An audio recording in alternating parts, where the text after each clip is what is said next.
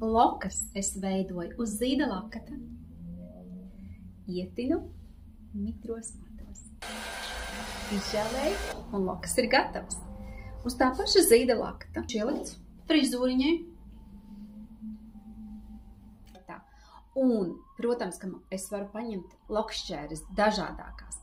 Jebkurš priekšmets metāliskais ir svars, un man svaru nevajag. Tāpēc es jau izmēģinu. Es taču varu paņemt gumiņu un uztaisīt asti.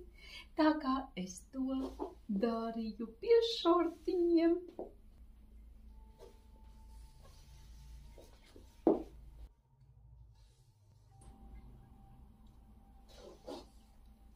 Anda abstrakt.